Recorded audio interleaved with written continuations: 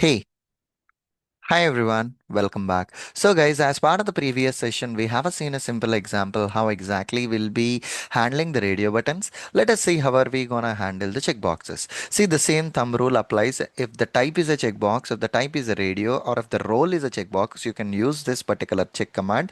In order to assert the checked state, you will be using a to be checked. That's it. Okay, whatever the commands that we have, I use it for the radio button, the same set of commands we are going to use it here also.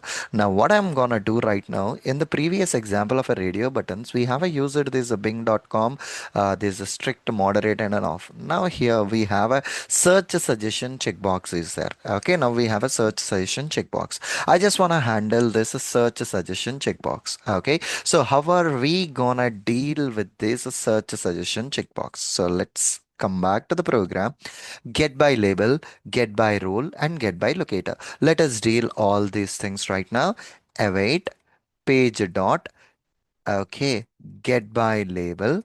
Okay, perfectly all right. And the label of that particular checkbox to be checked. So what is the label of this particular checkbox? See the search suggestions as you type, right? So let me copy this one. Let me go back to my program and I'm just updating my label. Okay, so I'm just updating my label here. Perfectly all right. And at the end, right, I was just adding a await page dot close. So guys, what I have done right now is I created a simple program so that I haven't shown in this session right now. I created a simple program. As part of this program, I just placed a test and then I just opened this one. On top of it, I just used this get by label command and I was just writing down this piece of a code here. Okay, close is already there, so I no need to use this close again.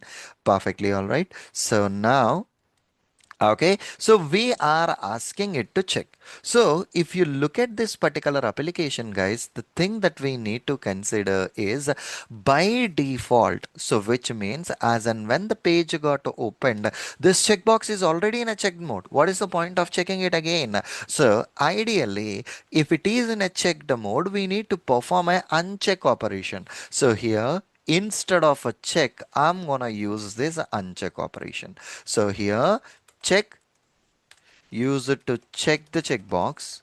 Right, the same way. Uncheck is used to uncheck that particular checkbox, and is checked is used to verify whether the checkbox is checked or not, and it will be returning a true or a false. Okay, and it will be returning true or a false. See, all these things, my co-pilot prompted those things, and I just used a tab operation. Perfectly all right. So now let me try to run this particular program and check it out how this is gonna work. So let me change my script name here. Example checkbox dot spec. Okay, example checkbox dot spec. Let me run my program. Okay, it should open the inspector as well. And now step over. See, the checkbox is highlighting and it's trying to perform the operation, which is an unchecking operation on that checkbox. That's perfectly all right. Now, in this line, okay, below command will uncheck the search suggestion checkbox using label command, right? Using the label command. Now, I wanna check it back using get by role command. Okay, using a get by role. We have already used that particular get by label. Let me change it to a get by role. As and when I type this particular comment, my copilot is automatically prompting me that line. I'm just using a tab operation. See here, the simple thing is await page dot get by role. This is a checkbox, of course.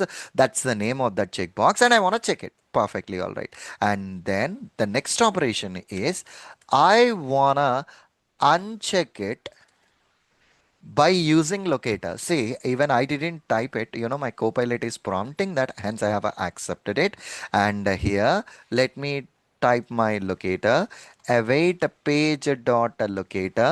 Let us see what exactly that locator is, and you want to use an uncheck operation. So let's go back to this browser once and see what it does has. So this particular object is having an ID.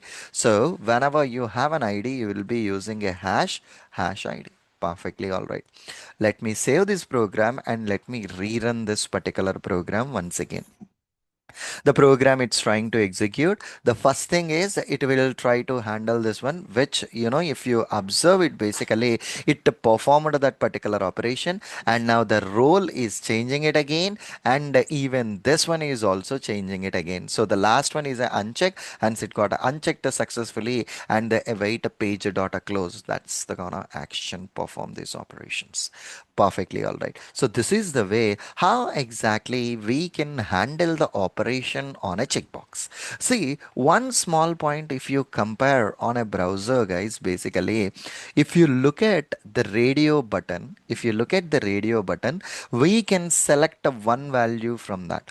If there are a multiple checkboxes are there, you can select a multiple checkboxes or you can unselect a multiple checkboxes. There is a no restriction. Whereas for the radio button, you have a only one option to select. Okay, that's fine. So as part of the next session, I'll be showing you how exactly we can select a multiple checkboxes or we can unselect a multiple checkboxes that we will cover as part of the next session. Okay, thank you very much. Bye bye.